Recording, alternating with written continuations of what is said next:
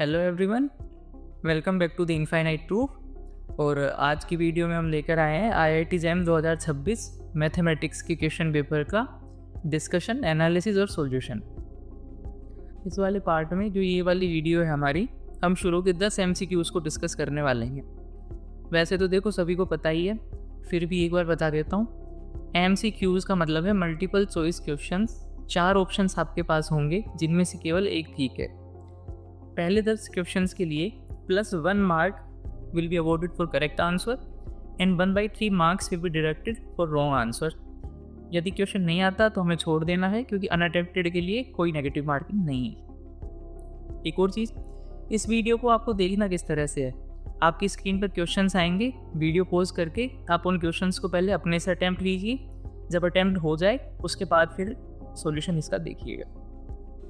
Question number 1 real analysis का question है हमारा। काफ़ी आसान सा क्वेश्चन है। 2 सीक्वेंसेस गिवन है, उनका कन्वर्जेंस एनालिसिस हमें करना है कि कौन सी सीक्वेंस कन्वर्ज करती है, कौन सी सीक्वेंस कन्वर्ज नहीं करती है। आइडियली देखा जाए तो पेपर सेटिंग में इस क्वेश्चन पर 1 मिनट से ज़्यादा नहीं लगना चाहिए, लेकिन क्योंकि यहाँ पर तो हम एक डिस्कशन कर रहे हैं ना, तो इस वीडियो में भले ही ज़्यादा टाइम लग जाए वो कोई मैटर नहीं करता। बट जब आप एक रियल पेपर में बैठे होंगे तो ऐसे क्वेश्चंस पर 1 मिनट से ज़्यादा टाइम हमें नहीं देना है। चलो स्टार्ट करते हैं। पहली सीक्वेंस है हमारी x है। यहाँ पर ना एक टर्म आपको दिख रही होगी -1 की पावर n। और जब भी इस तरह की टर्म्स हमारे पास आती हैं -1 की पावर n, तो हमारा जो पहला थॉट होता है, पहला इंस्टिंक्ट होता है, वो ये होना चाहिए कि हमें इसके करस्पॉन्डिंग ओड सीक्वेंस और इवन सीक्वेंस बनानी है। जैसे किस तरह से हम बनाएंगे, हम चेक करेंगे कि x2n क्या है, और हम देखेंगे कि x2n इज़ 1 माइनस, यहाँ पर मेरे पास आ रहा है -1 की पावर 2n। -1 की पावर एक इवन नंबर जो कि हमें रिटर्न करेगा 1। तो इसका जो फाइनल आंसर आएगा वो आएगा 1 - 1 + 1/2n and which converges to 0 as n goes to infinity. इतनी चीज़ मेरे पास आ गई। अब इसके करस्पॉन्डिंग ओड नंबर्स की सीक्वेंस हम देखते हैं। तो ये हो जाएगा मेरे पास 1 - -1 की पावर 2n + 1। -1 की पावर कोई ओड नंबर, यानी कि फिर से -1। तो यहाँ पर ये मेरे पास आएगा 2 + 1/2n + 1, जो कि कन्वर्ज करेगा 2 पर as n goes to infinity. देखो अब हमारे पास सिचुएशन क्या आई। एक मेरे पास सीक्वेंस थी, उसकी मैंने 2 सब सीक्वेंस ली, x2n, और इधर मैंने लिया x2n + 1। जो पहले वाली सब सीक्वेंस थी वो कन्वर्ज कर रही है 0 पर, और जो दूसरे वाली सब सीक्वेंस थी वो कन्वर्ज कर रही है 2 पर। यानी कि 2 अलग अलग सब सीक्वेंसेस अलग अलग लिमिट्स पर कन्वर्ज कर रही हैं। तो इसका मतलब हुआ कि अल्टीमेटली जो हमारी ओरिजिनल सीक्वेंस थी वो कन्वर्ज करेगी ही नहीं। तो इस केस में हमारे पास आना चाहिए xn इज़ नॉट कन्वर्जेंट। देखते हैं कौन कौन से ऑप्शन हमारे एलिमिनेट होते हैं। ऑप्शन ए में लिख रखा है xn is convergent, eliminated. Option C में लिख रखा है xn is convergent, eliminated. Option B और ऑप्शन डी दोनों में लिख रखा है कि xn इज़ नॉट कन्वर्जेंट। तो इन दोनों में से कोई आंसर है। अब हमें निकालना पड़ेगा yn के करस्पॉन्डिंग। yn को लिखते हैं एक बार। yn मुझे गिवन है 1 + 1/2m की पावर 3n। ये हमें देखना है कन्वर्ज करता है कि नहीं करता है, और करता है तो कहाँ पर करता है। एक रिजल्ट हमने पढ़ा होगा, limit n tends to infinity 1 + 1/n की पावर n = e। यानी कि इसमें क्या हो रहा है कि as n goes to infinity 1 + 1/n की power n goes to e। एक चीज़ जो ध्यान देने वाली है वो यहाँ पर ये है कि देखो n की लिमिट इन्फिनिटी जा रही है, यहाँ पर n है और यहाँ पर n है। यानी कि यहाँ पर n, यहाँ पर n, और इस n की लिमिट है हमारे पास इन्फिनिटी। यदि ऐसा कुछ सिचुएशन बैठती है तो लिमिट हमेशा आएगी e। मैं एक लाइन और लिखता हूँ, फिर थोड़ा अच्छे से समझ में आएगा मैं क्या बोलना चाह रहा हूँ। कि as n goes to infinity, मुझे बताओ 2n कहाँ पर जाएगा। जैसे जैसे n की वैल्यू एक्सप्लोर करेगी इन्फिनिटी की तरफ, तो ऑब्वियस सी बात है कि 2n की वैल्यू भी इन्फिनिटी की तरफ ही डाइवर्स करेगी। So as n goes to infinity 2n also goes to infinity, and इस केस में 1 + 1/2n की पावर 2n will go to e। ऐसा क्यों हुआ? क्योंकि यहाँ पर 2n, यहाँ पर 2n और 2n इन्फिनिटी की तरफ जा रहा है। यानी कि तीनों चीज़ें सेम हैं और इन्फिनिटी की तरफ जा रही हैं। ऐसे केसेस में हमारे पास लिमिट आती है हमेशा ई। बस इसके बाद हमारा अगला स्टेप क्या होगा, as n goes to infinity 2n goes to infinity और 1 + 1/2n 2n और इसकी पावर हम लेंगे यहाँ पर 3/2 and that will go to e की पावर 3/2। तो यानी कि हमें क्या मिला, limit n tends to infinity 1 + 1/2n और जब इन दोनों को हम सोल्व करेंगे 2n × 3/2 so this will give us 3n that is my e की पावर 3/2। yn सीक्वेंस थी जिसकी लिमिट हमने निकाल ली। इसका सीधा सा मतलब है कि yn एक कन्वर्जेंट सीक्वेंस है। हमारे ऑप्शन में चल के देखते हैं कौन सा है। ऑप्शन बी में बोल रहा है yn इज़ नॉट कन्वर्जेंट, तो ये गलत हो जाएगा and yn is convergent. B option हमारा इस क्वेश्चन के लिए सही ऑप्शन हो जाएगा। तो आसान सा क्वेश्चन था, तो मैं उम्मीद करता हूँ कि जितने भी बच्चे जैम की तैयारी कर रहे हैं 90 to 95% स्टूडेंट्स से ये क्वेश्चन अटेम्प्ट हो जाना चाहिए। नेक्स्ट क्वेश्चन की तरफ आते हैं। फिर से रियल एनालिसिस का क्वेश्चन है और फिर से सीक्वेंस की कन्वर्जेंस की ही बात ये यहाँ पर कर रहा है। या थोड़ा और प्रिसाइजली मैं बोलूँ कि जो कन्वर्जेंस में हम एप्सिलॉन n वाली डेफिनेशन यूज़ करते हैं ना, ये उसकी बात कर रहा है। 2-3 चीज़ें यहाँ पर मैं ध्यान दिलाना चाहूँगा। पहला है, इस क्वेश्चन में हमसे पूछा गया है कि कौन सा स्टेटमेंट फॉल्स है। हम क्या करते हैं कई बार जल्दी में कि पहला ऑप्शन हमने देखा वो ठीक आ गया और टिक लगा के हम आगे बढ़ गए। हमें थोड़ा सा अपने माइंड में देखना है कि क्वेश्चन में पूछा क्या है। यहाँ पर पूछा गया है कि फॉल्स स्टेटमेंट कौन सा है। चारों को हमें चेक करना पड़ेगा और फिर हम देखेंगे कि कौन सा स्टेटमेंट होल्ड नहीं करता। दूसरी चीज़ कि 2 स्टेटमेंट्स में there exist epsilon greater than 0 और 2 स्टेटमेंट्स में for all epsilon greater than 0। Technical terms हैं। There exist epsilon greater than 0 में हमें बस कोई एक एप्सिलॉन ढूंढना है कंडीशन को सेटिस्फाई करते हुए, और for all epsilon greater than 0 में हमें ये प्रूव करना है कि सभी एप्सिलॉन के लिए जो कंडीशन है वो होल्ड करती है।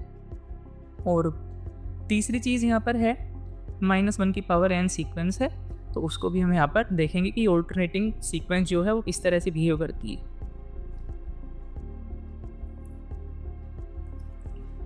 एक बार सॉल्यूशन स्टार्ट करने से पहले एक चीज़ और नोटिस करो कि सब कहीं ना देखो ये वाला मोड काम में आ रहा है, mode of xn-1, mode of xn-1, mode of xn-1, mode of xn-1। तो क्यों ना एक बार आगे बढ़ने से पहले जो मोड ऑफ xn-1 है ये एक्चुअली में है क्या वो देखा जाए।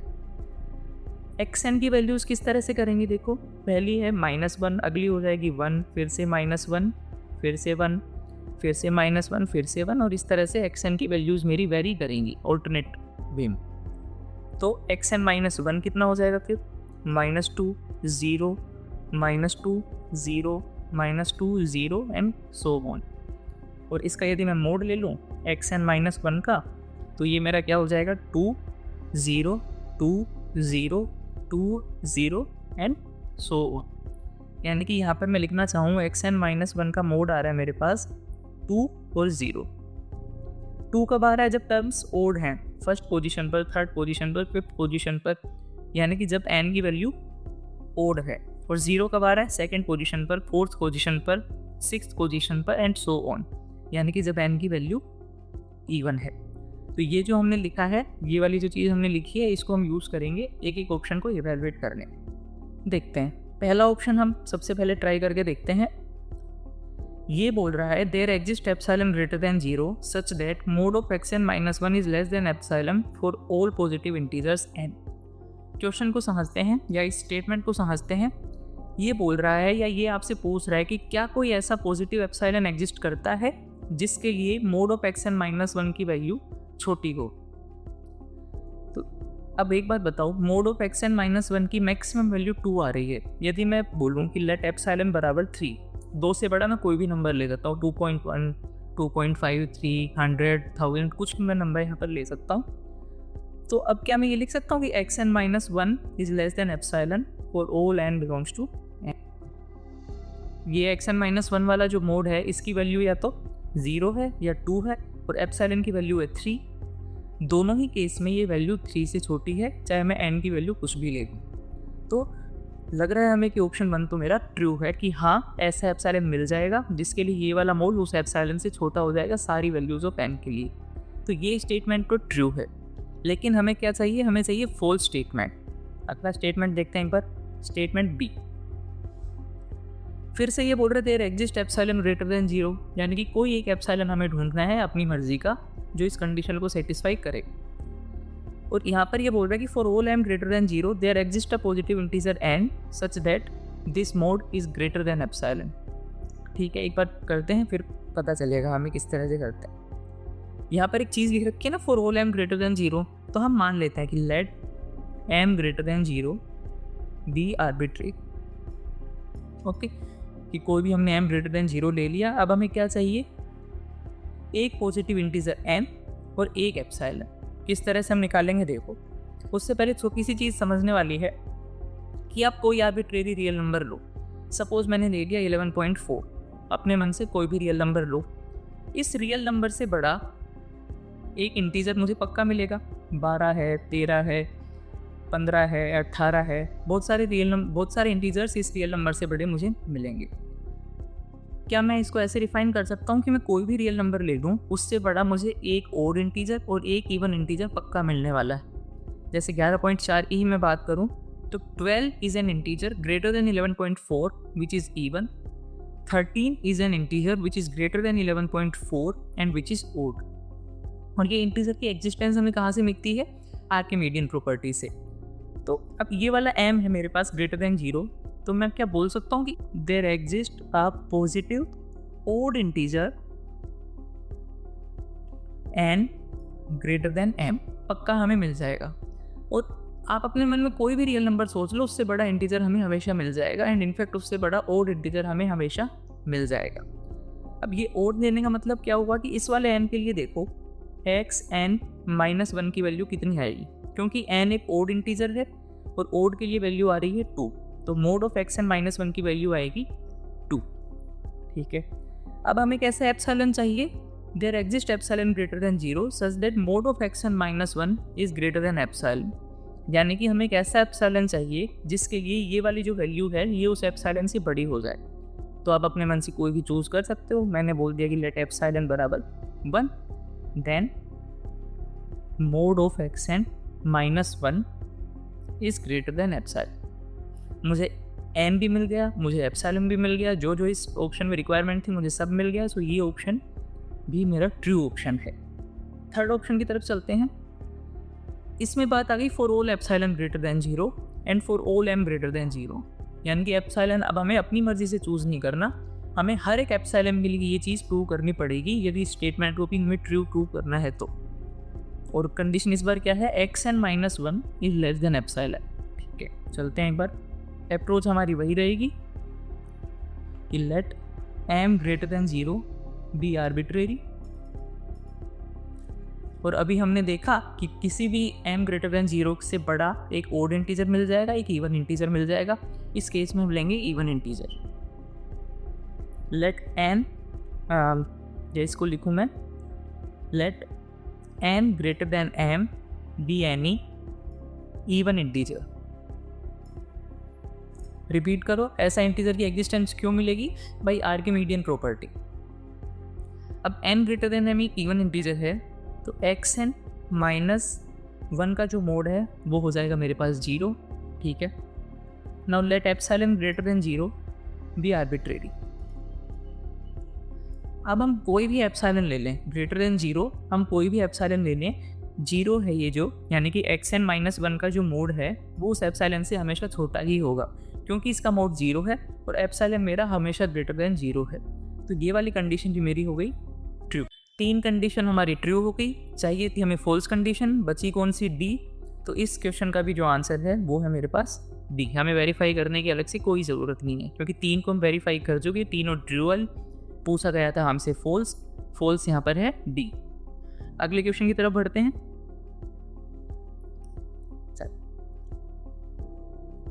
डिफरेंशिएशन एंड इट्स एप्लीकेशन का क्वेश्चन है ये, और हमसे कुछ पूछा गया है इस तरह से f3 माइनस f2। इसकी पॉसिबल वैल्यू हमसे पूछी गई है। एक चीज़ मैं बताता हूँ कि जब भी इस तरह का कुछ हमसे पूछा जाए ना, F B minus F A, कि इसकी वैल्यू क्या होगी, 2 चीज़ें हमारे माइंड में आनी चाहिए। पहला आना चाहिए कि लैग्रेंजेस मीन वैल्यू थ्योरम, ये क्वेश्चन क्या उससे हो सकता है। और दूसरा एक आना चाहिए फंडामेंटल थ्योरम ऑफ कैलकुलस। इसको हम सोल्व करेंगे लैग्रेंजेस मीन वैल्यू थ्योरम से। आप चाहें तो इसको फंडामेंटल थ्योरम ऑफ कैलकुलस से भी सोल्व कर सकते हैं। आंसर हमारे पास सेम है। कोशिश करते हैं। मीन वैल्यू थ्योरम की जो दो कंडीशंस थी वो क्या थी कि फंक्शन क्लोज्ड इंटरवल में कंटिन्यूस होना चाहिए और ओपन इंटरवल में डिफरेंशिएबल होना चाहिए। और यहाँ पर हम जो इंटरवल लेंगे वो कौन सा लेंगे, जो एंड पॉइंट्स होते हैं ना ये वाले। तो यहाँ पर हम इंटरवल लेंगे ऑन इंटरवल 2, 3। इसके ऊपर अब हमें डिस्कस करना है, क्योंकि देखो f मेरा 1, 4 के ऊपर डिफरेंशिएबल है। 1, 4 इज बिगर इंटरवल, 2, 3 तो उसके अंदर ही कंटेंट है ना। और जब बड़े इंटरवल पर कंटिन्यूस है तो उसके छोटे इंटरवल पर तो कंटिन्यूस होगा ही। f, या यहाँ पर मैं लिखूँ f is continuous. Similarly open interval 2, 3 पर f इज डिफरेंशिएबल। बड़े इंटरवल पर डिफरेंशिएबल है तो उसके अंदर जो इंटरवल कंटेंट है उसके तो डिफरेंशिएबल होगा ही। दोनों कंडीशन हमारी टिक हो रही हैं। So by Lagrange's mean value theorem हमारे पास क्या मिलता था, f3 minus f2 upon 3 minus 2 is equal to f dash xi for some xi in open 2, 3। एक ऐसे जाई की एग्जिस्टेंस मिल जाती थी ओपन इंटरवल 2, 3 में, जिसके लिए ये इक्वलिटी होल्ड कर रही है। ठीक है, इस इक्वलिटी को थोड़ा और डिटेल में देखते हैं। लेफ्ट हैंड साइड में तो हमारे पास बच जाएगा केवल f3 minus f2, 3 minus 2 denominator में है जो कि 1 ही होता है। f डैश जाई की वैल्यू को हम सब्स्टिट्यूट करेंगे यहाँ से। f डैश x मेरा ये है तो f डैश जाई सूटेबली हो जाएगा हमारे पास f जाई माइनस पाई जाई का होल स्क्वायर प्लस पाई। ये वाली चीज़ मेरे पास निकल के आती। हम देखो ये वाली जो टर्म है ये एक स्क्वायर टर्म है, और स्क्वायर टर्म के लिए मुझे पता होता है कि हमेशा 0 या 0 से बड़ी होती है। तो ये जो पूरी एक्सप्रेशन है ये क्या हो जाएगी, ये वाली टर्म तो 0 या 0 से बड़ी और प्लस पाई हमने इसमें ऐड कर दिया, यानी कि मेरे पास आ गया f3 minus f2 is greater then और इक्वल टू पाई। इतना मेरे पास निकल के आ गया। अब हम मेथड यूज़ करेंगे एलिमिनेशन का। हम ऑप्शंस को एलिमिनेट करते चलेंगे और देखेंगे कि कौन सा ऑप्शन ठीक है। f3 माइनस f2 की वैल्यू पाई से बड़ी आनी चाहिए, तो b तो सीधा सीधा हट गया हमारे पास कि b is not greater than pi. Pi में से 1/6 सब्ट्रैक्ट हो रहा है तो ये पाई से छोटा हो गया। पाई की रफली वैल्यू होती है 3.14, तो पाई/2 की जो रफ वैल्यू है वो हो जाएगी मेरे पास 1.57 रफ वैल्यू। ये हमें थोड़ी सी स्मार्टनेस यूज़ करनी है यहाँ पर इस तरह से। तो पाई/2 प्लस 1/2 इसकी जो रफली वैल्यू है वो हो जाएगी 2.07, जो कि पाई से छोटा है। ये ऑप्शन भी एलिमिनेट हमने कर दिया। पाई/2 प्लस 1/3 यानी कि इसकी जो वैल्यू आएगी वो आएगी 1.57 प्लस 0.33, जो कि पाई से छोटी आने वाली है। ये ऑप्शन भी हमने एलिमिनेट कर दिया। केवल एक ऑप्शन मेरे पास बचेगा पाई प्लस 1/6, और जो देखो विजिबल भी पाई से बड़ा है, और यही इसका आंसर है। तो हमने देखा ना कि देखने में थोड़ा खतरनाक टाइप लग रहा होगा क्वेश्चन की, फंक्शन भी नहीं पता क्या है और एक इक्वलिटी भी दे दी फंक्शन और उसके डिफरेंशिएशन में। तो क्या करें कि क्या डिफरेंशियल इक्वेशन बना के सोल्व करें इसको। कई बच्चों की अप्रोच ये भी हो सकती है, लेकिन हमारा माइंड यहाँ से लगना चाहिए कि हमसे पूछा गया है f3 माइनस f2, और जब इस तरह से fb माइनस f टाइप का पूछा जाए तो फर्स्ट अप्रोच आपकी होनी चाहिए मीन वैल्यू थ्योरम या फिर fundamental theorem of calculus. Function differentiable होना चाहिए उसकी। डिफरेंशियल इक्वेशन की हमने बात की और अगला क्वेश्चन हमारे डिफरेंशियल इक्वेशन का आ गया। देखते से हमें पता चलना चाहिए कि इसमें कौन सा मेथड लगेगा डिफरेंशियल इक्वेशन सोल्व करने का। ऐसा मैं क्यों बोल रहा हूँ, क्योंकि देखो y/x की टर्म यहाँ पर आ रही है मेरे पास 2 बार, और जब भी y/x की टर्म आए मेरे पास तो more often than not homogeneous method से जो हम डिफरेंशियल इक्वेशन सोल्व करते थे ना, वो वाली चीज़ यहाँ पर लगने वाली है। देखते हैं इसको करके। होमोजीनियस बनाने के लिए ये वाला जो x है इसको हम राइट हैंड साइड में लेके जाएंगे, तो मेरे पास बचेगा sign y/x dy/dx y/x sign y/x plus 1/2। एक स्टेप और सोल्व कर लेते हैं कि ये साइन y/x को भी ना राइट हैंड साइड में लेके जाते हैं, तो मेरे पास बचना चाहिए dy/dx that is equals to y/x plus 1/2 sine y/x। अब देखो पूरी इक्वेशन में y कहीं भी इंडिपेंडेंट नहीं है, मेरे पास y/x और y/x की टर्म्स ही आती हैं। और होमोजीनियस को हम सोल्व कैसे करते थे, बड़ा स्टैंडर्ड सा प्रोसीजर है हमारा। हम बोलते थे कि लेट y/x बराबर v, और यहाँ से जो मेरे पास चीज़ निकल के आती थी वो आती थी v plus x dv/dx equals to dy/dx। इसको हम सब्स्टिट्यूट करेंगे इक्वेशन में, तो मेरे पास आ जाएगा v plus X D V by D X equal to v plus 1/2 sine v। ये इक्वेशन आएगी। रूटीन मेथड से हमें इसको सोल्व करते हुए चलना है। ये v से v कैंसिल आउट मेरा यहाँ पर, और फिर मेरे पास बचेगा X D V equals to 1/2 sine v D X. Variable separate हमने किया, साइन v डी वी, और यहाँ से मेरे पास आ जाएगा 1/2x dx।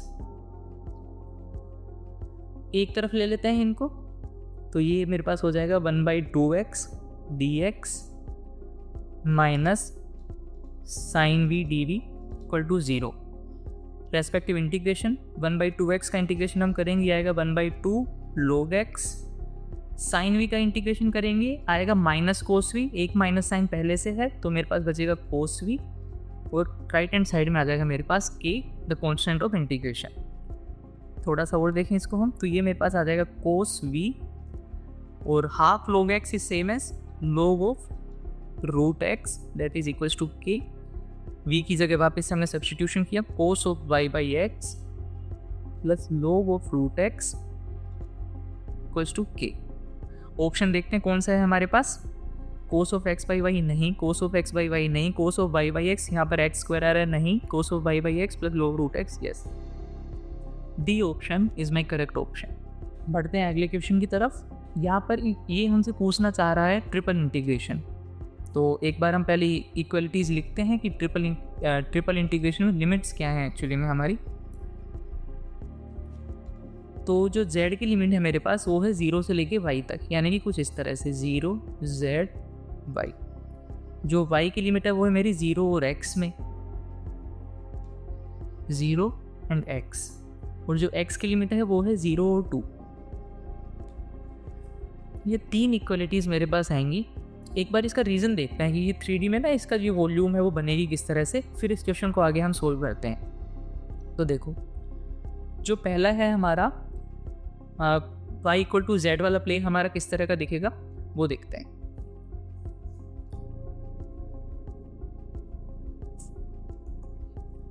ये वाला जो प्लेन आया हमारे पास, ये है y इक्वल टू z का प्लेन। ये देखो ना, क्योंकि x एक्सिस पर ये एक्सटेंड हो रहा है, और y इक्वल टू z वाली जो एक लाइन थी वही एक्सटेंड हुई हमारी x एक्सिस की तरफ। ये केवल हमने फर्स्ट ऑप्टेंट में लिया है क्योंकि z is bounded above y, z is bounded below by 0, इस तरह से। तो ये आएगा मेरा पहला plane y equal to z। दूसरा प्लेन मैं देखूं, ये है मेरे पास x equal to y plane, ये y equal to x।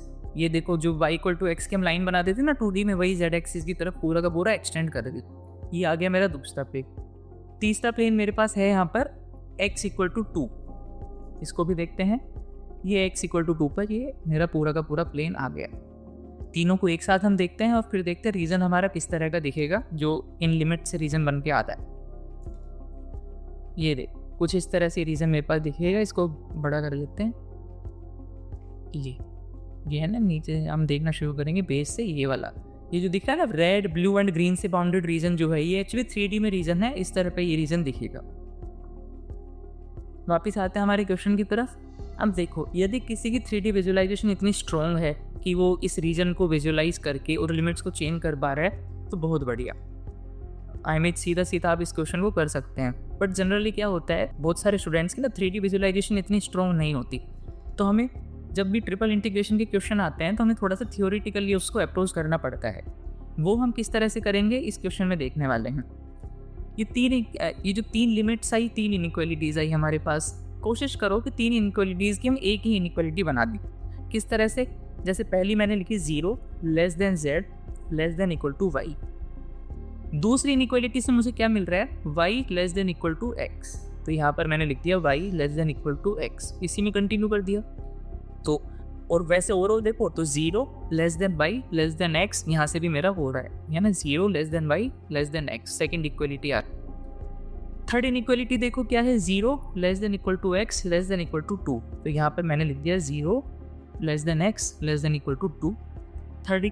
Third inequality भी मेरी यहाँ पर आ गई। तो एक सिंगल इनइक्वालिटी की यदि मैं बात करूँ तो ये वाली इनइक्वालिटी है मेरे पास जो निकल के आई है। अब इन 4 ऑप्शंस में से आप इनइक्वालिटी बना बना के देखो, जिसमें भी ये वाली इनइक्वालिटी रिपीट हो जाए वही हमारा करेक्ट ऑप्शन है। जैसे बारी बारी देखते हैं, ए में हम देखते हैं सबसे पहले क्या आता है। एक्स की लिमिट है y और 2 के बीच में, कुछ इस तरह से। z की लिमिट है 0 और y के बीच में, कुछ इस तरह से। और y की लिमिट है 0 और 2 के बीच में। इनकी मुझे एक इनइक्वालिटी बनानी है, तो कोई भी मैं 0 वाली से स्टार्ट कर सकता हूँ। मैं इससे कर रहा हूँ 0 less than z less than y, और यहाँ से मुझे मिलेगा y less than equal to x, और यहाँ से x less than equal to 2। यानी कि पहली से मैंने स्टार्ट किया और फिर उसके बाद मैंने दूसरी लिख दी, और थर्ड इनइक्वालिटी भी इसमें सेटिस्फाई हो रही है। चेक करो क्या ये बॉक्स वाली और ये वाली हमारी सेम है, 0z/x2 0z/h2। हाँ, ये दोनों सेम है, तो यही ऑप्शन हमारा ठीक है। आंसर हो जाएगा इसका ए ऑप्शन। अब आपको लग रहा होगा ये कोइंसिडेंस भी तो हो सकता है। जनरली कोइंसिडेंस नहीं होता, बट फिर भी एक और ऑप्शन हम ट्राई करके देख लेते हैं। बी ऑप्शन को हम ट्राई करके देखते हैं। y की लिमिट है z और 2, कुछ इस तरह से। z की लिमिट है 0 और x, और x की लिमिट है 0 और 2। तो कोई भी 0 वाली से हम शुरू करेंगे, हम बीच वाली से शुरू करते हैं, तो मेरे पास आ जाएगा 0 less than z less than x। अब यहाँ से मैं फर्स्ट वाली इनइक्वालिटी तो लगा नहीं पाऊंगा क्योंकि x से रिलेटेड है नहीं। मैं यहाँ से केवल थर्ड वाली इनइक्वालिटी लगा पाऊंगा और मुझे मिल जाएगा ये। लेकिन क्या ये वाली जो चीज़ है, पूरा ये वाली चीज़ हमें मुझे वापस दे रही है? शायद नहीं। और वैसे भी हम देखो यहाँ पर z less than equal to x है, यहाँ पर z less than equal to y है, लेकिन x और y में कोई रिलेशन नहीं दिया हुआ। वो हम किस तरह से पता लगाएंगे? तो बी ऑप्शन मेरा गलत हो जाएगा। इसी तरह सी ऑप्शन को ट्राई करोगे वो भी गलत हो जाएगा, डी ऑप्शन को ट्राई करोगे वो भी गलत हो जाएगा, and correct answer is a. अब ऐसा भी हो सकता है कि रीज़न बनाना भी नहीं आ रहा, कहीं कहीं नहीं बन रहा। तो एक और शॉर्टकट ट्रिक है जो एग्जाम्स में आप बखूबी काम ले सकते हो। आप क्या करो कि let F x Y Z बराबर 1, सिंपल 1 फंक्शन ले लो। उसके बाद इसकी वैल्यू जैसी आपने बन रखी, इसको इवेलुएट करो, इन चारों को इवेलुएट करो, जहाँ आंसर मैच हो जाए उसको टिक कर दो। मान लो 1 पर 2 जगह आंसर मैच हो गया, तो दोबारा रख के देख लो, let F x Y z equal to x रख के देख लो, या वाई रख के देख लो, या जेड रख के देख लो। कोई भी सिंपल सा फंक्शन रख के देख लो, या ई की power X plus Y plus Z रख के देख लो। जो आपका मन करे वो रख के देख लो। इस तरह से हम सब्सटीट्यूशन से भी क्वेश्चंस को कर सकते हैं। थोड़े लेंथी होते हैं ऐसे क्वेश्चन, 2 मिनट के अराउंड इनमें टाइम हमें लगाना चाहिए, इससे ज़्यादा नहीं। एंड कोशिश करना कि रीज़न बना के ही करो, थोड़ा ज़्यादा क्या क्या एरर प्रूफ मेथड है। फिर से रियल एनालिसिस का क्वेश्चन है, फंक्शंस पर बेस्ड है, लिमिट ऑफ फंक्शन पर बेसिकली बेस्ड है। काफ़ी सारी चीज़ें यहाँ आपकी टेस्ट होंगी। लिमिट ऑफ द फंक्शन क्या होता है, लिमिट से बाउंडेडनेस कैसे अफेक्ट होती है, और तीसरी चीज़ फंक्शन के मैक्सिमा और मिनिमा कब एग्जिस्ट करते हैं यहाँ पर। ठीक है, देखते हैं इसको। तो कुछ इस तरह की सिचुएशन है जो हमें दी गई है कि इस तरह का मेरे पास कोई ग्राफ है। 1 पर राइट हैंड साइड की लिमिट और 2 पर लेफ्ट हैंड साइड की लिमिट, दोनों 3 हैं। तो थोड़ा सा मैं इसका ग्राफ बनाने का ट्राई करूँ तो ये हो गया x इक्वल टू 1, और ये हो गया मेरे पास x इक्वल टू 2, और यहाँ से मैं ले लेता हूँ y इक्वल टू 3। अब ये 4 ऑप्शंस हैं हमारे पास, हमें इनको एलिमिनेट करना है और हमें देखना है कि क्या क्या एलिमिनेट किया जा सकता है। यहाँ पर हम किस किस तरह के फंक्शन बना सकते हैं कि ये जो है ना राइट हैंड साइड, यहाँ पर भी 3 को अप्रोच करे फंक्शन, यहाँ पर भी 3 को अप्रोच करे फंक्शन, और देखेंगे कि हम बीच में किस तरह से वेरी कर सकता है फंक्शन। एक बार पहले सॉफ्टवेयर से हम देखते हैं, फिर हम यहाँ पर आगे बढ़ेंगे। तो जैसे एक एग्जाम्पल हमने देखा ये वाला, देखो इसमें क्या हो रहा है कि फंक्शन की शेप कुछ इस तरह से है कि 1 के राइट हैंड साइड में और 2 के राइट हैंड साइड में ये टॉप से अप्रोच कर रहा है 3 की तरफ, और बीच में इसका ग्राफ पूरा का पूरा ऊपर की तरफ है, कॉनकेव डाउनवर्ड्स। तो इस फंक्शन को यदि हम ध्यान से देखें तो इस वाले जो बीच में कहीं पॉइंट है, इसके आसपास ये फंक्शन अपनी मैक्सिमम वैल्यू अटेन कर रहा है। लेकिन मिनिमम वैल्यू की जब हम बात करें तो वो इसकी हमें देखने में लग रहा है कि 3 होगी, बट ऐसा नहीं है, क्योंकि 1 के आसपास लिमिट 3 जा रही है, 2 के आसपास लिमिट 3 जा रही है। यानी कि जैसे जैसे x की वैल्यू 1 और 2 के नज़दीक होंगी, फंक्शन की वैल्यू 3 के नज़दीक होगी, लेकिन 3 कभी नहीं होगी। 3 के हम इसको जितना पास में बनाना चाहें उतना पास में हम बना सकते हैं, बट 3 को ये फंक्शन कभी अचीव नहीं करेगा। तो इस ग्राफ को देखने से सीधा सीधा लग रहा है कि इस फंक्शन पे मैक्सिमम तो आ रहा है, लेकिन मिनिमम इसमें कुछ नहीं आ रहा। ओके, एक और केस देखते हैं अब हम यहाँ पर। उसी फंक्शन को हमने इन्वर्ट कर दिया, इसमें हमें दिख रहा है कि इस फंक्शन के लिए मिनिमम तो आ रहा है यहाँ इस वाले पॉइंट पर कहीं, लेकिन मैक्सिमम इसमें फिर से कहीं पर नहीं आएगा। क्यों नहीं आएगा? अगेन वही रीज़न है कि 3 के पास में तो हम बना सकते हैं फंक्शन को जितना चाहें, लेकिन कभी ये 3 को अचीव नहीं करेगा। इस वजह से इस फंक्शन का मैक्सिमम एग्जिस्ट नहीं करता, मिनिमम इसका फंक्शन का एग्जिस्ट करता है। एक और केस देखें हम यहाँ पर, ये वाला फंक्शन, इसमें तो कोई दिक्कत ही नहीं कि इसके आसपास ये 3 है और मैक्सिमम वैल्यू इसकी 3 से बड़ी है और मिनिमम वैल्यू भी इसकी 3 से छोटी है। तो ये ऐसा फंक्शन है जो मैक्सिमम भी अचीव कर रहा है और मिनिमम भी अचीव कर रहा है। अब हम एक बार अपने ऑप्शंस को देखते हैं। पहला ऑप्शन बोल रहा है एफ इज़ बाउंडेड। अब बाउंडेड तो होगा ही क्योंकि लिमिट एग्जिस्ट कर रही है, तो बाउंडेडनेस वो दे देता है function. And F has a maximum और मिनिमम बट नॉट बोथ। नहीं, ऐसा नहीं है। लास्ट एग्जाम्पल हमने देखा था ना, जो इस तरह का ग्राफ था मेरा, कि मैक्सिमम और मिनिमम दोनों आ रहे थे, तो ये ऑप्शन हमारा गलत हो जाएगा यहाँ पर। B option, F is bounded and F has a maximum और मिनिमम और बोथ। हाँ, जैसा हम फंक्शन चूज करेंगे उस हिसाब से एफ मैक्सिमम भी हो सकता है, मिनिमम भी हो सकता है, या दोनों भी हो सकते हैं। तो this option is my correct option. C option है has neither maximum nor minimum. नहीं, ये तो है ही नहीं। और डी ऑप्शन है अनबाउंडेड, तो ये भी हमारा गलत हो जाएगा। So correct answer is my B. आगे बढ़ते हैं, क्वेश्चन नंबर 7। देखो ये क्या बोल रहा है, फिर से रियल एनालिसिस टाइप ही क्वेश्चन है, और ये बोल रहा है हर एक इंटीजर पर जो फंक्शन है वो वैल्यू ले रहा है 1 यहाँ पर, और हमें इवेलुएट करने के लिए इसने बोला है एफ डैश एन को और एफ डबल डैश को, पहले डेरिवेटिव को और दूसरे डेरिवेटिव को। थोड़ा सा इनका ज्योमेट्रिकल मीनिंग आपको पता होना चाहिए। फर्स्ट डेरिवेटिव के 0 होने का मतलब है कि उस पॉइंट पर जो टेंजेंट का स्लोप है वो 0 आएगा।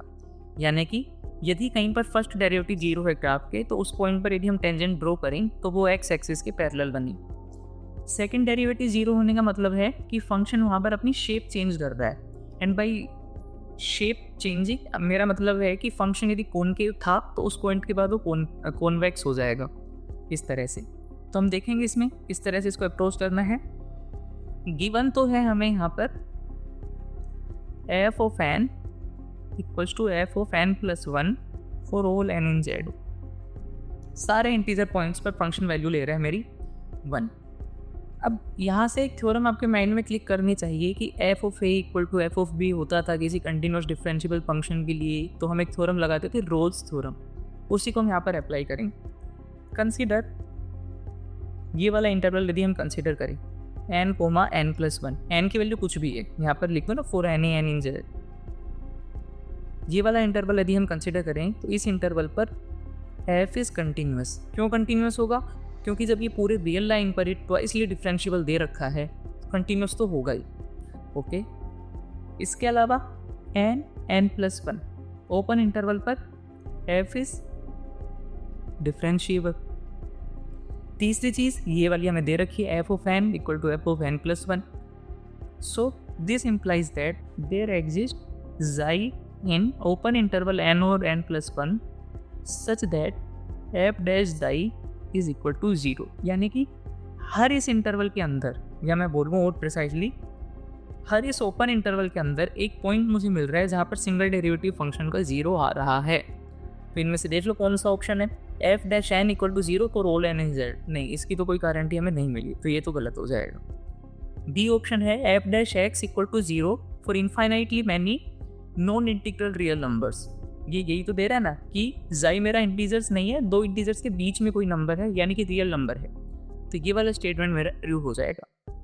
और आज क्योंकि मल्टीपल चॉइस क्वेश्चन है, एक ही आंसर ट्रू होना है, तो ये हो जाएगा। लेकिन फिर भी हम क्या करते हैं ना, एक बार इस फंक्शन को भी ग्राफिकली हम देखने की कोशिश करते हैं कि किस किस तरह के फंक्शन ये दिख सकते हैं, और वहाँ से हम क्वेश्चन को एलिमिनेट करेंगे। ये देखो मेरा जो फंक्शन है वो इस तरह का भी हो सकता है। हमने तो अभी छोटा सा बनाया है, मतलब 0 से लेके 5 तक के इंटीजर्स के बीच में हमने ये फंक्शन बनाया है, कुछ इस तरह का हो सकता है। यहाँ पर देखो ये जो पॉइंट है बीच में, ये 0 और 1 के बीच में है, ये 1 और 2 के बीच में है, ये 2 और 3 के बीच में है, ये 3 और 4 के बीच में है। यानी कि हर 2 इंटीजर्स के बीच में एक ऐसा पॉइंट मुझे मिल जा रहा है कि यदि इस पॉइंट पर मैं टेंजेंट बनाऊंगा तो वो है कि मेरी एक्स एक्सिस के पैरेलल। तो यानी कि बी ऑप्शन तो ट्रू आ रहा है इससे। पहला वाला ऑप्शन देखो F dash N equal to 0, इस वाले पॉइंट पर मैं टेंजेंट बनाऊंगा तो क्या एक्स एक्सिस की पैरेलल थोड़ी आएगी, तो ये अपने आप एलिमिनेट हो गया। पहला ऑप्शन एलिमिनेट हो गया इस वाले ग्राफ से। तीसरा ऑप्शन है F double dash N equal to 0, यानी कि क्या इंटीजर पॉइंट्स पर फंक्शन अपनी शेप चेंज कर रहा है। देखते हैं, ये जैसे मेरा इंटीजर पॉइंट है, इससे पहले मैं देखूँ तो ये फंक्शन है कॉनकेव डाउन और इस पॉइंट के बाद है फंक्शन कॉनकेव अप। तो हाँ, ये वाला फंक्शन तो अपनी शेप चेंज कर रहा है। तो इस वाले ग्राफ के अकॉर्डिंग ये वाला ऑप्शन ठीक हो सकता है। और भी ग्राफ देखेंगे, लेकिन मैं सिर्फ इस वाले ग्राफ के अकॉर्डिंग बात कर रहा हूँ कि ऑप्शंस में हमें किस तरह से एलिमिनेट करना है। अच्छा, फोर्थ ऑप्शन है f double dash x equal to 0 for infinitely many non integral x। क्या इंटीजर्स के अलावा कहीं पर ये फंक्शन अपनी शेप चेंज कर रहा है? नहीं। देखो, इंटीजर्स के अलावा पूरे पर एक ही शेप है इसकी, कॉनकेव डाउन, पूरी एक ही शेप है कॉनकेव अप, तो वहाँ पर ये चेंज नहीं कर रहा। तो इस ऑप्शन को भी हम एलिमिनेट कर देंगे इसी ग्राफ से।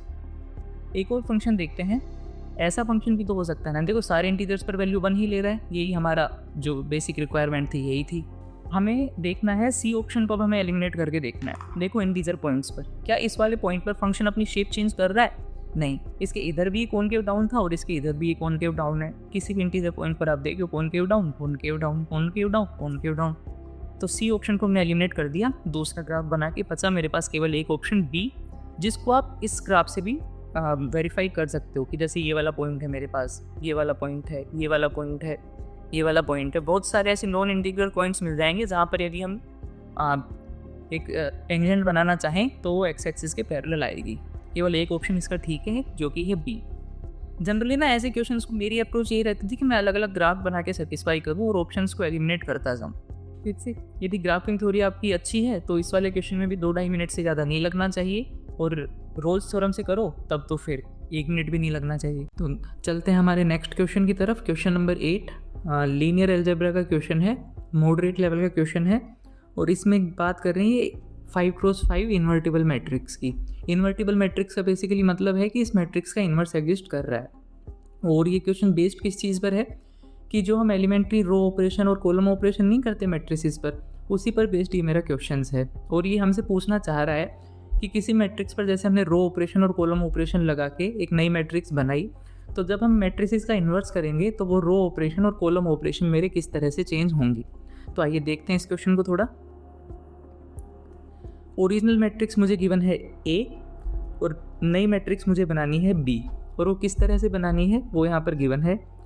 पहले ये बोल रहा है interchanging the second and third columns of A, यानी कि जो पहली ऑपरेशन मुझे लगानी है वो A के सेकंड और थर्ड कॉलम को इंटरचेंज कर देना है।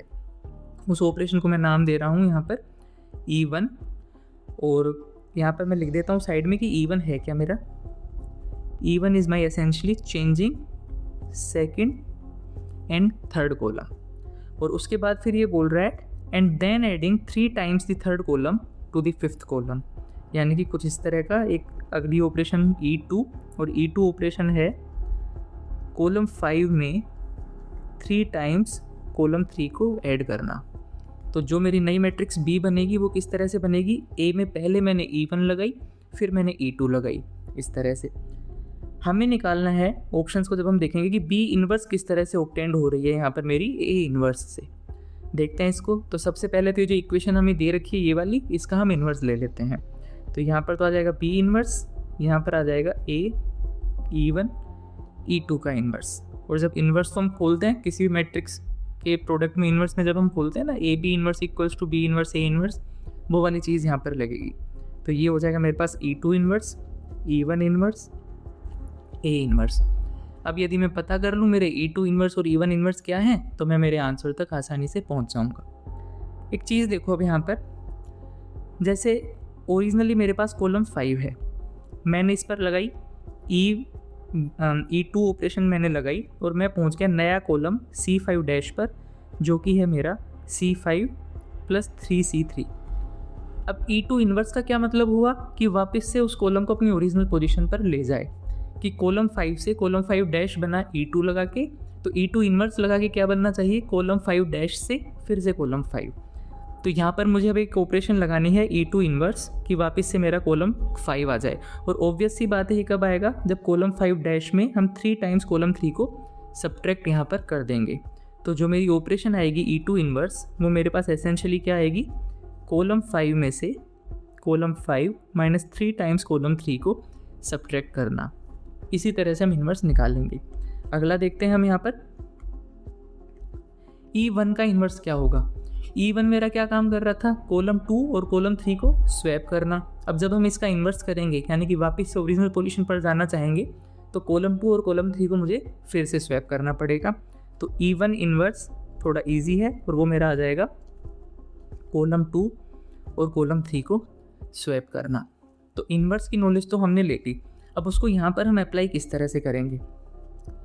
दो चीज़ें आपको यहाँ पर ध्यान रखनी है कि सबसे पहले तो देखो ए इन्वर्स के लेफ्ट में ऑपरेशंस लग रहे हैं यहाँ पर लेफ्ट हैंड साइड में, और मैट्रिक्स में एक रूल होता है कि जब भी ऑपरेशन राइट साइड में लगती हैं तो वो कॉलम ऑपरेशंस होती हैं, और जब भी ऑपरेशंस हमारी लेफ्ट साइड में लगती हैं किसी भी मैट्रिक्स के तो वो रो ऑपरेशंस होती हैं। तो यहाँ पर ये जो E2 और E2 इन्वर्स और E1 इन्वर्स हैं ये एज रो ऑपरेशंस हमारे काम करेंगे। और रो ऑपरेशन में एक चीज़ और होती है कि इंडिसेस भी मेरे ट्रांसपोज हो जाते हैं। ट्रांसपोज से मेरा सेंस है कि जैसे ये C2 और C3 लिखा है ना, तो 2 और 3 आपस में स्वैप हो जाएंगे, तो ये तो सेम ही रहेगा। और यहाँ पर 5 की जगह 3 आ जाएगा, 3 की जगह 5 आ जाएगा, इस तरह से। तो मैं अपने क्वेश्चन के कॉन्टेक्स्ट में ये सब लिखना चाहूँ तो E2 इन्वर्स तो मेरा बनेगा R3, कॉलम की जगह रो बना, 5 की जगह 3 आया। ये वाली चीज़ ना देखो फिर से, 5 की जगह 3 आया और कॉलम की जगह रो आया, क्योंकि लेफ्ट से लग रही हैं और इन्वर्स के साथ लग रही हैं। तो E2 इन्वर्स मेरा हो जाएगा रो 3 में row 3 -3 times row 5। Constants as it is रहेंगे, बस जो कॉलम के इंडिसेस है ना वो स्वैप हो जाएंगे। और E1 इन्वर्स मेरा हो जाएगा रो 3 स्वैप्ड विद रो 2, जो कि एसेंशियली सेम ही ऑपरेशन है। दूसरी चीज़ जो हमें नोटिस करनी है कि सबसे पहले ऑपरेशन लगेगी कौन सी, जो ए इन्वर्स के सबसे नज़दीक है वो पहले लगेगी और इसके बाद वाली बाद में लगेगी। तो यानी कि बी इन्वर्स निकालने के लिए मुझे ए इन्वर्स पर सबसे पहले E1 इन्वर्स लगाना होगा और फिर बाद में E2 इन्वर्स लगाना होगा। E1 इन्वर्स क्या है, रो 3 एंड रो 2 का इंटरचेंज। तो क्वेश्चन में हमारा होना चाहिए, देखो यहाँ पर B inverse is obtained by interchanging the second and third row, बिल्कुल ठीक है यहाँ तक, and then adding 3 times the third row to the fifth row. नहीं, बाद में E2 इन्वर्स लग रही है ना, और E2 इन्वर्स मेरी क्या है, रो 3 में 3 टाइम्स रो 5 सब्ट्रैक्ट करना। तो ये ऑप्शन मेरा हो जाएगा यहाँ से गलत। इसका फर्स्ट पार्ट ठीक है, सेकंड पार्ट गलत है। नेक्स्ट ऑप्शन देखते हैं, B inverse is obtained by interchanging second and third rows of A inverse, बिल्कुल ठीक है। E1 इन्वर्स मेरा यही है। और फिर बोल रही है and then adding -3 times the fifth row -3 times the fifth row to the third row, बिल्कुल ठीक है। तो ये वाला ऑप्शन हमारा यहाँ पर है ठीक है एकदम। The correct answer to this question is B. एक बार ऑप्शन देख लो, सी और डी भी आप, इसमें तो ये पहले ऐड कर रहा है यानी कि पहले E2 इन्वर्स लगा रहा है, नहीं, और ये भी नहीं, सेम वही चीज़ है। तो अब आपको लग रहा होगा कि इतनी सारी चीज़ें बता दी, इनका प्रूफ क्या है, इनका बेस क्या है। तो देखो ये ना हमारी एक तरह से IIT JAM क्वेश्चन पेपर की डिस्कशन सीरीज़ है। पूरा इसका प्रूफ बताना यहाँ पर पॉसिबल नहीं है, पर जब भी हम लीनियर अलजेब्रा का एक एक्सटेंडेड कोर्स वर्जन करेंगे तब हम उसमें इस चीज़ को पक्का से देखने वाले हैं। आगे बढ़ते हैं, चलते हैं हमारे नेक्स्ट क्वेश्चन की ओर। ग्रुप थ्योरी का क्वेश्चन है और फिर से हमें इसमें देखना है विच वन इज़ फोर्स, और यहाँ पर जो जनरली ग्रुप यूज़ हुआ है वो है परम्यूटेशन ग्रुप ऑफ ऑर्डर 4। देखो इसमें क्या है कि S4 भी ज़्यादातर आएगा आपके पास, और ऐसा क्यों आएगा वो अभी हम देखने वाले हैं। इसके अलावा कोई और ग्रुप में इस तरह का क्वेश्चन नहीं बनेगा। सबसे पहले तो हमें देखना है एक एक ऑप्शन, चलो इसमें चेक करते हैं, हम चलते हैं ऑप्शन नंबर ए से हम शुरू करते हैं। S3 इज़ आइसोमॉर्फिक टू अ सब ग्रुप ऑफ S4। अच्छा, S4 में हमारे सिम्बल्स क्या क्या होते हैं, 1 2 3 4। हम क्या करेंगे, एक सब ग्रुप बनाएंगे जिसमें हम ये वाला जो 4 है ना इसको फिक्स कर देंगे, और जो रिमेनिंग 3 सिम्बल्स हैं उसी की हम परम्यूटेशंस लिखेंगे। तो H मेरे पास आएगा 1 1 2 2 3 1 3 1 2 3 1 3 2, क्योंकि 4 तो हमें फिक्स रखना है तो केवल यही बनेगा। दिस इज ए सब ग्रुप ऑफ S4, ये हम वेरीफाई कर सकते हैं। ऑल्सो क्या ये सेम चीज़ ये S3 नहीं है, तो this is also isomorphic to S3। पहला ऑप्शन मेरा हो गया करेक्ट कि S3 इज आइसोमॉर्फिक टू अ सब ग्रुप ऑफ S4। प्लस एक चीज़ ना आप हमेशा याद भी रखना जनरली कि Sn जो भी होता है वो Sn+1 पे किसी ना किसी सब ग्रुप के आइसोमॉर्फिक हमेशा मिलेगा ही मिलेगा। क्यों मिलेगा, सेम तरीका ही हम यूज़ करेंगे कि जो n+1 वाला सिंबल है उसको हम फिक्स कर देंगे और बचे हुए सिंबल्स के हम जितने भी पॉसिबल परम्यूटेशंस है वो लिखेंगे और वो आइसोमॉर्फिक टू आ जाएंगे Sn। ऑप्शन बी पर चलते हैं, Z3 इज आइसोमॉर्फिक टू अ सब ग्रुप ऑफ S4।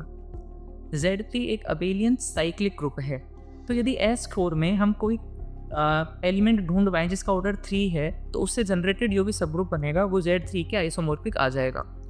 और हमें ये पता है कि परम्यूटेशन ग्रुप्स में एक साइकिल का ऑर्डर उसकी लेंथ के बराबर होता है। तो यदि मैं चूज़ कर लूँ सिग्मा इक्वल टू 1 2 3, इस तरह से ये वाली परम्यूटेशन में चूज़ कर लूँ और एक सब ग्रुप बनाऊँ जो कि सिग्मा से जनरेटेड है, तो वो सब ग्रुप मेरे पास निकल के आएगा 1 1 2 3 1 3 2।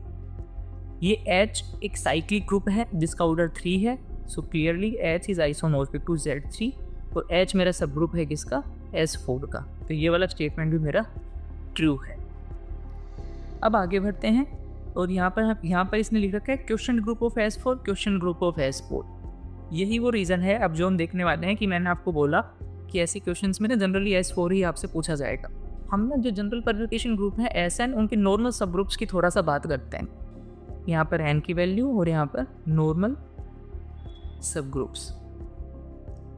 यदि तो N की वैल्यू 1 है तो जो SN है मेरा वो केवल आइडेंटिटी परम्यूटेशन है, और यहाँ पर केवल ये वाला जो सब ग्रुप है मेरा वही मेरा नॉर्मल सब ग्रुप आएगा।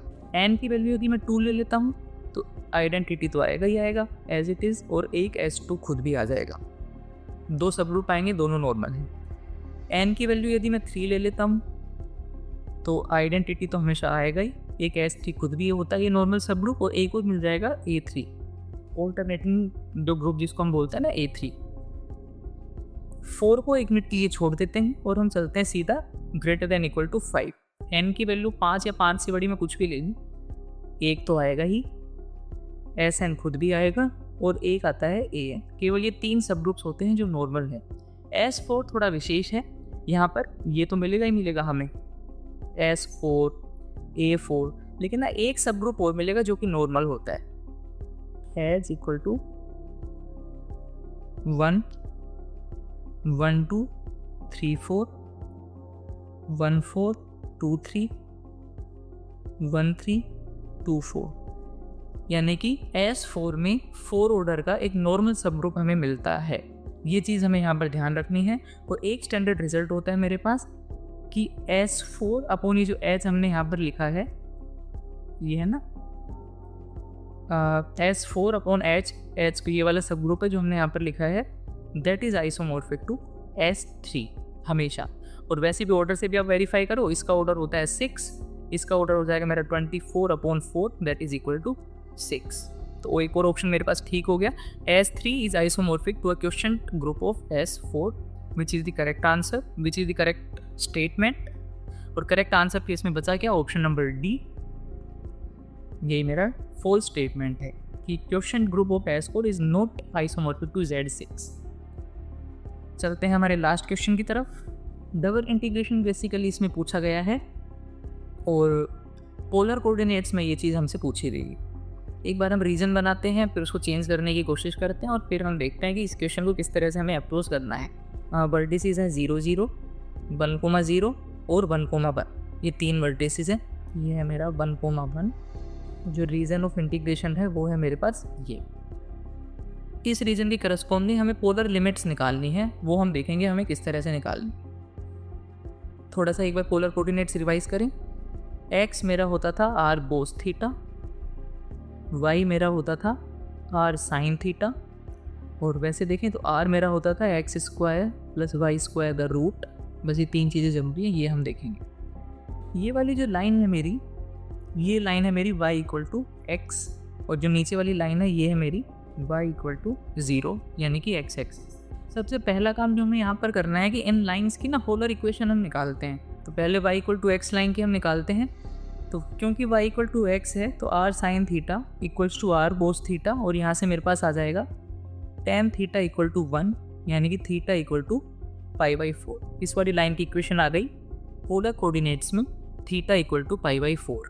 ठीक है, अगली लाइन की देखते हैं हम, नीचे वाली लाइन की y इक्वल टू 0 यानी कि r sine theta equal to 0 यानी कि साइन थीटा इक्वल टू 0, और यहाँ से मेरे पास इक्वेशन आ गई थीटा इक्वल टू 0। इस वाली लाइन की इक्वेशन आ गई थीटा इक्वल टू 0। अब हम लिमिट्स देखेंगे पोलर कोऑर्डिनेट्स में हम किस तरह से निकालेंगे। फिर से बनाते हैं ग्राफ को हमारे। ओके, ये हमारा कुछ इस तरह से आएगा। This one is theta equal to π/4, this one is theta equal to 0, और ये एक लाइन और रह गई हमारी, जो कि लाइन है यहाँ पर मेरी x इक्वल टू 1। ये लाइन भी रह गई ना। इसकी यदि मैं इक्वेशन निकालने देखूँ तो ये हो जाएगा r cos theta equal to 1, या फिर r equal to sec theta. यहाँ पर मैं लिख देता हूँ r equal to sec theta. ठीक है, r equal to sec theta. अब हमें देखना है कि लिमिट्स इसमें किस तरह से आएंगी। देखो, यहाँ से मैंने शुरू किया और जो मैं एरोज ले रहा हूँ r के लिए, ये इस तरह से। तो जो r की एरोज हैं वो 0 से शुरू होकर कौन सी लाइन से बाहर निकल रही है मेरी, r equal to sec theta से। स्टार्ट हुई 0 से, एग्जिट लिया r equal to sec theta से। तो जो r के लिमिट्स आएंगे मेरे पास वो आ जाएंगे 0 से लेके सेक थीटा। इतना हमने कर लिया। दूसरी चीज़, ये जो r की एरोज हैं वो कहाँ बाउंडेड है, मतलब वो कौन सी दो लाइंस के बीच में बाउंडेड है। ये जो r वाली एरो मैं यहाँ तो नहीं बना सकता ना, वो तो मेरी रीजन से ही बाहर चली गई। तो थीटा इक्वल टू 0 से लेके थीटा इक्वल टू π/4 के बीच में ही मैं r वाली एरोज बना पाऊँगा। तो दूसरी लिमिट आ गई थीटा की 0 से π/4, और f जो कि मेरा फंक्शन था f r थीटा, यहाँ पर चलो हम लिख देते हैं। और ये था फिर पहले, क्योंकि हमने r की लिमिट ली तो हम यहाँ पर लिखेंगे dr d थीटा।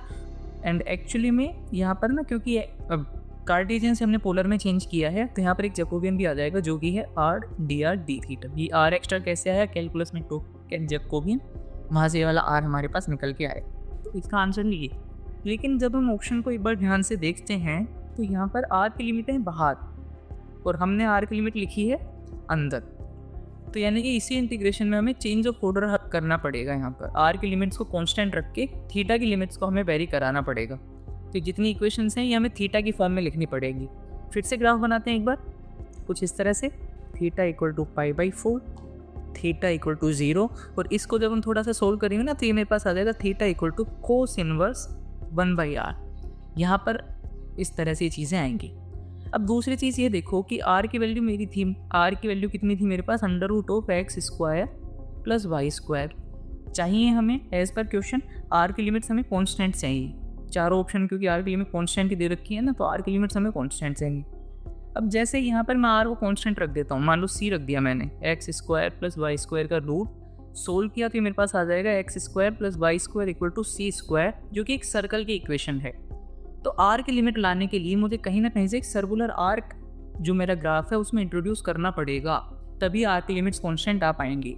तो हम यहाँ पर क्या करेंगे कि इस वाली आर्क को ना इस तरह से पूरा कर देंगे। ये हमने यहाँ पर काम किया।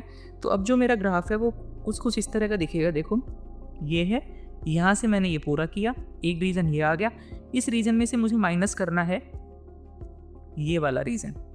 ये मैं एक रफ डायग्राम बना रहा हूँ आपकी अंडरस्टैंडिंग के लिए, तभी ओरिजिनल रीजन मेरा है ये। निकालूंगा मैं कैसे कि पहले मैं इस पूरे रीजन पर निकाल के, इस वाले पूरे रीजन पर निकाल के ये वाला रीजन मैं माइनस करने वाला हूँ। ये मेरी अप्रोच होने वाली है। पहले इस रीजन के लिए देखते हैं और फिर सेकंड रीजन के लिए देखते हैं। इस रीजन के लिए यदि हम देखें तो पहले हमें थीटा को वेरी कराना है। थीटा देखो, थीटा कहाँ से आया, यहाँ से लेके यहाँ तक, ये वाला मेरा है थीटा। थीटा एंटर किया मेरा थीटा इक्वल टू 0 लाइन से, और एग्जिट किया थीटा इक्वल टू π/4 लाइन से। तो जो लिमिट बनेगी वो बन जाएगी थीटा की 0 से π/4। और ऐसा कब तक हो रहा है, जब r की वैल्यू 0 से लेके √2 तक जा रही है। हाँ, ये शायद मैंने बताया नहीं आपको कि r की वैल्यू √2 तक क्यों जा रही है, क्योंकि ये वाला कोऑर्डिनेट था मेरा 1,1, ये वाला कोऑर्डिनेट था मेरा 0,0, तो इसकी जो लेंथ है वो √2 हो जाएगी। और जब हम r बनाएंगे नीचे तो ये वाला जो नीचे वाला डिस्टेंस है ये भी √2 हो जाएगा, क्योंकि r हमें सर्कल की आर्क लेनी है इस वजह से। सो पहले रीजन की लिमिट तो मेरी क्लियरली आ गई, r की आ गई 0 से √2, और उसके अंदर थीटा मेरा वेरी कर रहा है 0 से π/4। अगले में देखते हैं, यहाँ पर थीटा इक्वल टू 0 से एंटर कर रहा है, लेकिन एग्जिट ये यहाँ से कर रहा है, इस वाली लाइन से, इस तरह से। और इस वाली लाइन की इक्वेशन है मेरी theta equal to cos inverse 1/r। लिखेंगे इसको हम इस तरह से कि थीटा एंटर तो 0 से कर रहा है, लेकिन एग्जिट ये कर रहा है कोस इनवर्स 1/r से। इसके बाद और r की वैल्यू क्या है, देखो यहाँ पर r की वैल्यू यहाँ से शुरू होकर यहाँ पर खत्म हो रही है। ये वाला पॉइंट है, ये वाला पॉइंट है मेरा 1,0, यानी कि r की वैल्यू 1 से स्टार्ट होके √2 पर खत्म हो रही, 1 से स्टार्ट होके √2 पर खत्म हो रही है, और इन दोनों के बीच में लगना चाहिए एक माइनस का साइन। फिर से रिपीट कर रहा हूँ, क्योंकि r इक्वल टू कॉन्स्टेंट का मतलब है एक सर्कुलर आर्क। तो इस वाले जो मेरा ओरिजिनल शेप थी, मेरी जो ओरिजिनल रीजन था, उसको मैंने एक सर्कुलर शेप या एक सर्कुलर आर्क की शेप में ढाला। फिर मेरे पास दो रीजन है, एक ही सर्कुलर आर्क वाला रीजन और दूसरा ही बचा हुआ रीजन जो मुझे माइनस करना पड़ेगा मेरे ओरिजिनल रीजन पर पहुंचने के लिए। इसका निकालना बड़ा आसान है कि थीटा 0 से एंटर कर रहा है, पाई बाई 4 से एग्जिट कर रहा है, और ऐसा कब तक चल रहा है जब आर की वैल्यू 0 से लेकर √2 तक है। दूसरे केस में थीटा 0 से एंटर कर रहा है लेकिन एग्जिट ये वर्टिकल लाइन से कर रहा है, जिसकी इक्वेशन है theta equal to cos inverse 1/r, और ऐसा कब तक चल रहा है जब आर की वैल्यू 1 से लेकर √2 के बीच में है। ये मेरी लिमिट्स आनी चाहिए। हम चेक करेंगे कौन से ऑप्शन में ये लिमिट्स आती हैं और फिर हम आगे बढ़ेंगे। देखो इस केस में क्या है, पहले तो माइनस आना चाहिए, तो ये तो ऑप्शन तो आप सीधा सीधा हटा सकते हो, इनमें माइनस नहीं आ रहा। देखिए अब हम ऑप्शन 0 से √2, 0 से π/4, 0 से √2, 0 से π/4, पहला इंटीग्रल दोनों में करेक्ट है। दूसरे में है 1 से √2, 0 से कोस इनवर्स 1/r, ये वाला ऑप्शन हमारा ठीक है। यहाँ पर साइन इनवर्स 1/r की हमने कोई बात नहीं की, so the correct option is B. कई लोग इसको इस तरह से भी कर सकते हैं, मैं आपको एक और तरीका बता रहा हूँ कि उन्होंने ये बनाया इस तरह से, आर बना, ये हमारा शेप थी और उन्होंने क्या किया, √2 की आर्क ना बना के इस तरह 1 की आर्क बना दी, फिर ये वाला रीजन और उसमें ऐड कर दिया ये वाला रीजन। इससे भी आंसर हमारा सेम आएगा, हमें थोड़ी सी मैनिपुलेशंस करनी पड़ेगी। एक बात सॉफ्टवेयर के थ्रू देखते हैं कि इसका ना ये पूरा ग्राफ दिखेगा किस तरह से। ये देख, ये जो ब्लू से है, ब्लू के अंदर एनक्लोज्ड रीजन है, वो है हमारा ओरिजिनल रीजन ऑफ इंटीग्रेशन। दो तरीके हमने बताए थे, हमने किया ये √2 वाली आर्क से, जो बाहर वाली आर्क है ना, पहले इस पूरी आर्क में हमने इंटीग्रेशन किया और फिर ये ब्लू और ये रेड वाला जो रीजन है, ये वाला जो रीजन है ये हमने हटा दिया था जो हमने अभी यहाँ पर किया है। और या फिर हम ऐसे भी कर सकते थे कि जो अंदर वाली रेड लाइन है पहले इस रीजन के अंदर करते और फिर उसमें ये वाले रीजन के अंदर करके ऐड कर देते, लेकिन जब हम मैनिपुलेशन करते तो हमारे पास एक ही आंसर करेक्ट आता। अच्छा, ये तो हो गई मैथमेटिक्स की बात। अब आप बोलो कि मुझे तो कुछ नहीं समझ में आ रहा कि कहाँ से आर्क ली, क्या लिया क्या नहीं। सिंपल सा अपना वही तरीका अपनाओ, जो कि मेरा फंक्शन है ना, ये एफ फंक्शन, इसको 1 मानो, इस रीजन के अंदर इंटीग्रेट करो फंक्शन को 1 मान के, इसका आंसर आएगा 1/2, और बाकी इन चारों को इंटीग्रेट करके देख लो, एफ को 1 मान के, एक में ही आंसर 1/2 आएगा बी में, बाकी किसी में पाई आ रहा है, किसी में माइनस आ रहा है, किसी में आंसर नहीं आएगा। आसान तरीका है, put F equal to 1 and so. इतना सब करने की हमें ज़रूरत नहीं है, बट मैं सजेस्ट करूँगा कि ये चीज़ें आपको आनी चाहिए कि आर्क के थ्रू कैसे निकालते हैं या कैसे नहीं निकालते। यहाँ तो चलो एफ इक्वल टू 1 रखा और हमारा आंसर आ रहा। कई बार ऐसा होता है एफ इक्वल टू 1 रखने पर मान लो 2 ऑप्शन मैच कर दे, फिर हमें F equal to something else रख के देखना पड़ता है, तो थोड़ा लंबा काम हो जाता है। और ये आर्क वाली चीज़ थी, एक बार हमारे समझ में आ गई तो बहुत सारे क्वेश्चन हमारे बहुत आसानी से सोल्व हो जाएंगे। तो चलो ना एक काम करते हैं, एक बार ये 1 रख के ना सॉफ्टवेयर के थ्रू ऑप्शंस को वेरीफाई कर ही लेते हैं। जो हमारा आंसर, जो हमारा मेन रीज़न दे रखा है, इसका आंसर तो हमें पता है 1/2 आएगा, क्योंकि एसेंशियली वो क्या हो जाएगा, इस वाले ट्रायंगल का एरिया, ये जो हमने ट्रायंगल बनाया ना, इस वाले ट्रायंगल का एरिया हो जाएगा, जिसका बेस भी 1 है, जिसकी हाइट भी 1 है, तो आंसर इसका आ जाएगा 1/2। ऑप्शंस को हम एक एक करके वेरीफाई करते हैं। यहाँ पर देखो, ये है मेरा यहाँ पर फर्स्ट ऑप्शन। इसका जब हम आंसर निकालेंगे इंटीग्रेशन का, तो इसका आंसर कुछ आने वाला है 1/2 इंटू -1 प्लस पाई, जो कि 1/2 नहीं है। So option 1 is my wrong option. Option B का आंसर हम यहाँ पर निकालने वाले हैं, जो कि आ रहा है 1/2। So option B might be the correct answer. Might भी मैंने क्यों बोला, क्योंकि सी और डी में से भी यदि किसी का 1/2 आ गया तो फिर हम फंस जाएंगे, आएगा नहीं इसमें वैसे। ऑप्शन 3 का देखते हैं हम। ऑप्शन 3 को जब हमने सोल्व किया तो आंसर आ रहा है 2 + पाई होल अपॉन 4, तो ये भी 1/2 के इक्वल नहीं है। और ऑप्शन 4 को जब हम देखते हैं तो भी हमारा आंसर आ रहा है 1/4 इंटू में -2 + पाई, तो ये भी हमारा ऑप्शन नहीं है। 1/2 केवल एक ऑप्शन में आ रहा है बी, और वही हमारा ठीक आंसर भी था। वापस आते हैं। अच्छा, जब ना आप इस ऑफिशियल आंसर की देखोगे तो उसमें लिखा होगा करेक्ट आंसर की जगह MTA, यानी मल्टीपल आंसर्स करेक्ट। बट अभी हमने आपके सामने वेरीफाई करके देखा कि ऐसा कुछ नहीं है, केवल एक ही ऑप्शन इसका करेक्ट है, and that is option B. तो ये चीज़ भी आपको ध्यान रखनी है, कैलकुलेशन करते टाइम अपने पर कॉन्फिडेंस रखना है बस हमें। चलते हैं आगे। और क्योंकि 10 क्वेश्चंस हमारे खत्म हो चुके, तो एक बार हम देखते हैं पेपर एनालिसिस की हमने किया क्या। देखो, हमने देखा ना, रियल एनालिसिस के 4 क्वेश्चन थे और कोई इतना मुश्किल नहीं थे वो। एक में रोल्स थ्योरम यूज़ हो रही थी, एक में मीन वैल्यू थ्योरम यूज़ हो रही थी, एक तो सीधा सीधा सीक्वेंस इसी कन्वर्जेंस डाइवर्जेंस ही पूछ ली थी, और एक वो डेफिनेशन वाला था शायद। Linear algebra, group theory, multi variable calculus, सबके मतलब ठीक ठाक क्वेश्चन थे इसमें। ओवरऑल हम देखें तो 4 क्वेश्चन मॉडरेट या इजी लेवल की बता रहा है, और 6 क्वेश्चन ये बोल रहे हैं जो मॉडरेट लेवल के थे। तो एक चीज़ आपने ऑब्जर्व की होगी कि रियल एनालिसिस यदि आपको अच्छे से आती है तो जैम का पेपर आपका काफ़ी अच्छा जा सकता है। तो मैं यही सजेस्ट करूँगा कि रियल एनालिसिस तो आप थोड़ा डीपली पढ़ें, कॉन्सेप्ट्स उसके अच्छे से देखें, ताकि इस तरह के पेपर में कोई दिक्कत ना आए। इनफैक्ट मैं आपको बताऊँ, गेट का पेपर हो या चाहे CSI और नेट का पेपर हो, real analysis, linear algebra, ordinary differential equations, इनका काफ़ी मेजर स्टेक रहता है हर पेपर में। और नेचर देखें हम, डायरेक्ट एप्लीकेशन, सब कुछ डायरेक्ट था। इस स्लाइड को आप अच्छे से एनालाइज कर सकते हैं। और हम जल्दी मिलते हैं इस जैम 2026 मैथमेटिक्स क्वेश्चन पेपर के सेकंड पार्ट के साथ। Thank you.